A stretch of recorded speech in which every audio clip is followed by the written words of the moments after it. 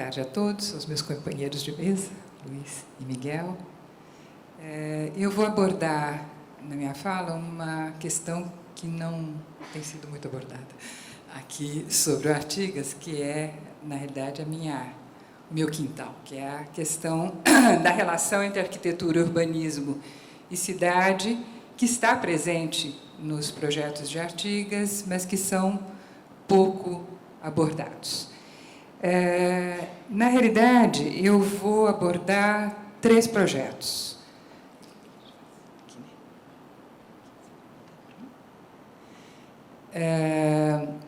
Eu vou abordar 3 projetos que não foram realizados. São 2 projetos, são projetos de concurso, e um terceiro que foi uma encomenda, um contrato pela Emurb, que esse particularmente, que são as passarelas do Anhangabaú, não foi realizado, apesar de que outras passarelas que o Artigas projetou foram sim realizadas. Então, mas essa é uma das que radicaliza toda a ideia, toda a proposta de como abordar a questão das passarelas. O primeiro projeto que eu vou falar é sobre o projeto que foi um concurso para o Paço Municipal, para São Paulo, que foi um concurso em 1939, e ele desenvolve, ainda recém-formado, com a convite do Warchavchik. E o projeto que eles vão desenvolver, só para lembrar uma questão, que é a questão de como que estava a formação do espaço público em São Paulo, era dominado pelas ordens religiosas. São Paulo, até hoje, né, não tem um paço municipal próprio, né? E isso é desde a formação de São Paulo, desde a fundação de São Paulo. Quer dizer, o espaço religioso foi sempre muito importante e dominante na cidade de São Paulo, inicialmente pelos jesuítas, mas as outras ordens religiosas também. E o espaço cívico, ele sempre foi itinerante, né? Nós tínhamos a Casa da Cadeia, a Casa da Câmara, a Casa da Cadeia, a Forca, em espaços que iam mudando em São Paulo, dependendo das possibilidades, o que mostrava a pouca presença do Estado, da coroa, inicialmente, depois do Estado, em São Paulo. Então, só para vocês... pronto, pode mudar. O lugar onde vai ser projetado esse Paço Municipal vai ser justamente no novo espaço da Praça da Sé, que tinha sido... a Praça da Sé tinha sido demolida no início do século XX. Pode mudar? A gente vê aqui a antiga Praça da Sé, o local onde ela está aqui nessa face à direita. De costas, vocês veem os 2 blocos que estão no pátio do colégio, que é o Palácio da Justiça, e a praça, exatamente, a Igreja da Sé, que está aqui à direita. Pode mudar o outro. É destruída em 1912. Pronto, pode ir. E vai ocupar um novo espaço. Esse desenho que está com muito pouca nitidez, é um primeiro projeto que nós temos para São Paulo de um espaço cívico. Então, esse espaço que se repete em todas as cidades brasileiras, em São Paulo ele nunca acontecia. Ele não acontecia esse espaço que defronta o espaço religioso com o espaço cívico, com um paço municipal. Esse é projetado pelo arquiteto francês, pelo Bouvard, quando ele vem a São Paulo, a convite da Câmara Municipal, para resolver um problema que tinha no Vale do Anhangabaú, de alguns projetos em disputa. E ele desenvolve essa proposta com... eu não sei se consigo mostrar muito, mas tem a... Pode voltar? Não falta? Não. Veja se consegue mostrar para mim. não sei se vocês veem, a posição inicial da Igreja da Sé o que ela está hoje invertida, ela está hoje na posição oposta na praça. E é justamente em relação a esse projeto que é feito o projeto, a proposta do Paço Municipal, e esse é a proposta do Warchavchik e do Artigas. Eles enfrentam a questão da cidade, essa que é a questão mais interessante. Eles propõem derrubar uma quadra, integrar esse Paço Municipal. Aqui não aparece, né? Dá para ver? Não dá para ver. Vocês desculpem, eu sou um fracasso com slides. Não, é que na minha tela aparece a pontinha daqui, que é a igreja, a Sé, mas não está aparecendo, não sei porquê. Enfim, talvez é a próxima imagem, dá uma olhadinha que o Leandro está... Não, não é. Essa é um destaque... Não, pode pôr. Essa é o destaque do Paço Municipal projetado por Warchavchik e por Artigas. Ele tem um campanário, né, uma biblioteca e o Paço Municipal. O que é interessante é como é que eles se apropriam desse espaço público, justamente fazendo uma relação entre a nova Catedral da Sé e esse Paço Municipal que foi. Essa imagem não dá também, mas tudo bem. Está cortada, não sei porquê.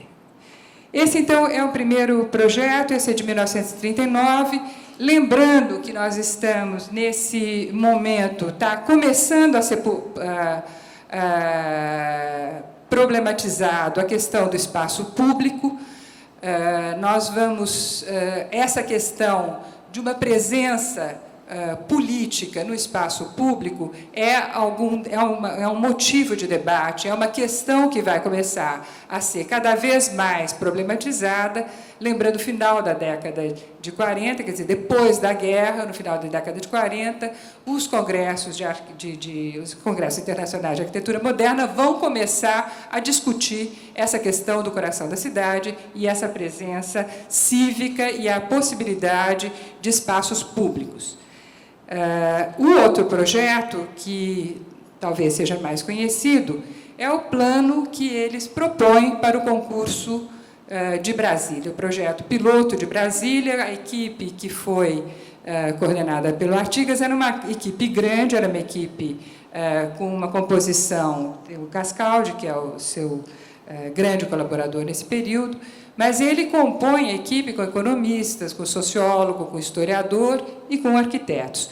A questão interessante é que é a única equipe que, de fato, enfrenta uma questão regional. O plano piloto, o plano de Brasília da equipe do Artigas vai dedicar uma parte bastante expressiva do seu memorial para discutir a questão regional, que se colocava, naquele momento, com a mudança da capital. Quer dizer, eles enfrentam o que seria, em termos nacionais, a mudança da capital, a saída do Rio de Janeiro e a ida para o coração do Brasil, para o centro do Brasil. Então, eles desenvolvem com bastante detalhe as possibilidades de...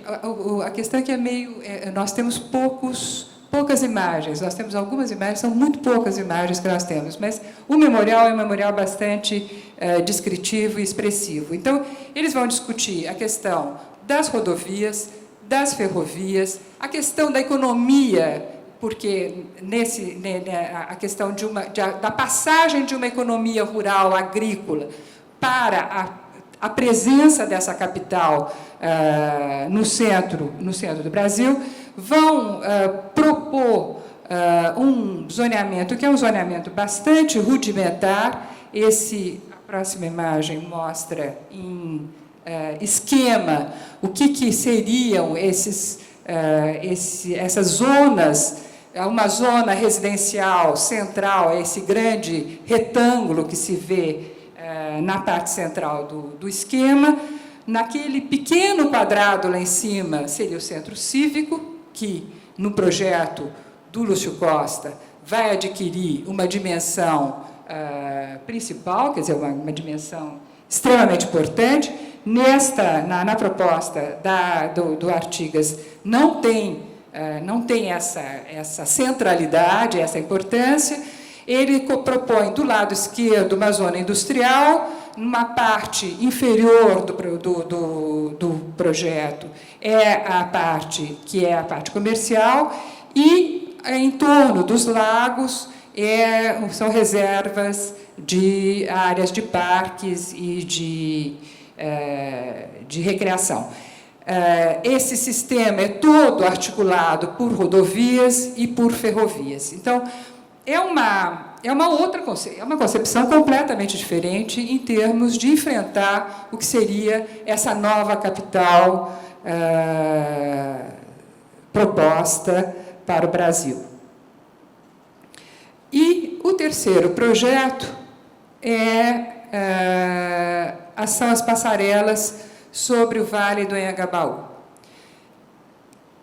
Essa questão de passarelas se coloca num momento de São Paulo, se lembrando um pouquinho, voltando um pouco para trás, que nós temos, desde 1950, com a vinda do Robert Moses para São Paulo e propondo o relatório Moses para a cidade,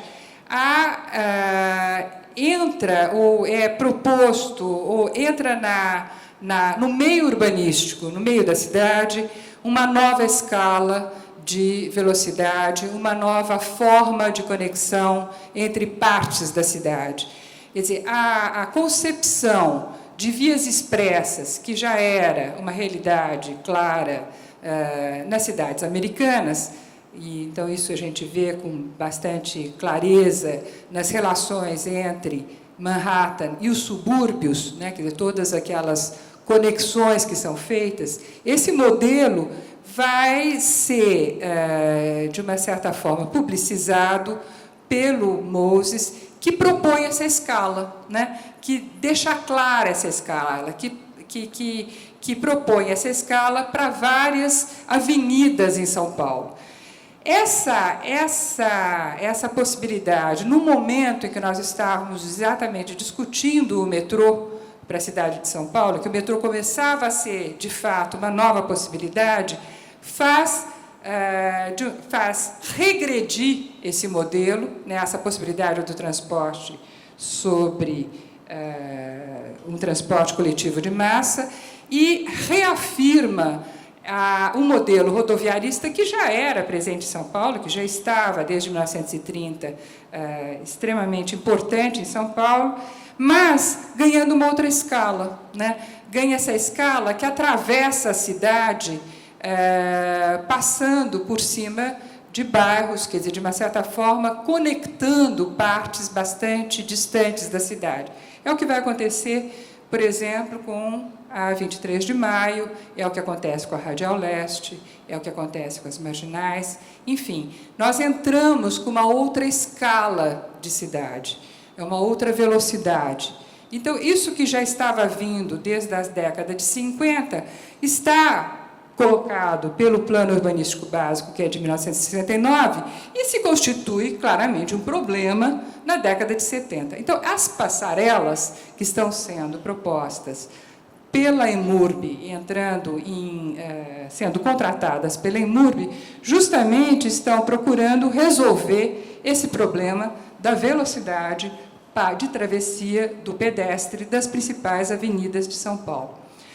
O que é pedido ao Artigas, especificamente, nesse caso, é o Anhangabaú. Ele está sendo a questão de resolver a passagem do Vale do Anhangabaú, os dois lados do Vale do Anhangabaú. O que é interessante é a forma como ele enfrenta a questão. Luiz, acho que é o primeiro slide. Esse. A questão interessante é que o Artigas não enfrenta a questão do Anhangabaú como um fragmento da cidade. Ele entende o Anhangabaú na sua dimensão, que já é uma dimensão da cidade como um todo, uma dimensão metropolitana. Ele vai discutir e vai propor a solução para todo esse eixo, que é o eixo que liga o Vale do Pinheiros com o Vale do Vale do Tietê, nessa travessia que começa com a Cidade Jardim, 9 de Julho, Prestes Maia e Tiradentes. Então, é sobre isso que ele vai projetar e vai fazer propostas. São uma série de passagens, esses projetos estão aqui aliás, todos esses projetos estão na biblioteca da FAO, e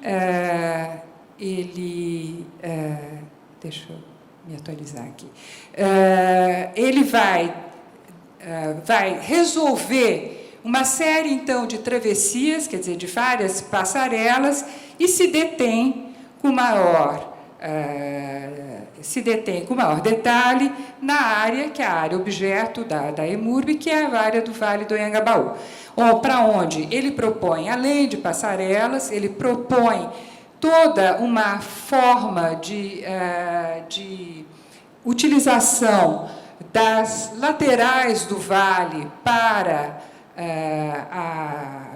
a localização de arquibancadas, ou seja, você poderia utilizar o vale como uma possível área de passagem, de desfiles. Então, a utilização das encostas para os pedestres, para os transeuntes, e então, define essas possibilidades de passagem de um lado para o outro do vale, através de uma série de passarelas que conectam e invertem o que que vai ser proposto alguns anos mais tarde, quando se vai fazer a grande plataforma sobre o Vale do Anhangabaú, então, passando a ser subterrânea toda a circulação de veículos. Então, aqui é uma maquete em que fica mais claro essa série de passarelas, inclusive aquela central, que está aqui logo depois do viaduto do Chá, que, de uma certa forma, faz uma conexão em passarela entre os dois lados do vale. É interessante que, de uma certa forma, ele também inverte a proposta do Corbusier, quando faz aquele esquema para São Paulo, que junta os lados, quer dizer, faz grandes travessias sobre viadutos ligando os pontos altos da cidade, e ele aqui não, ele usa, de fato, o vale e aproveita as encostas para os pedestres.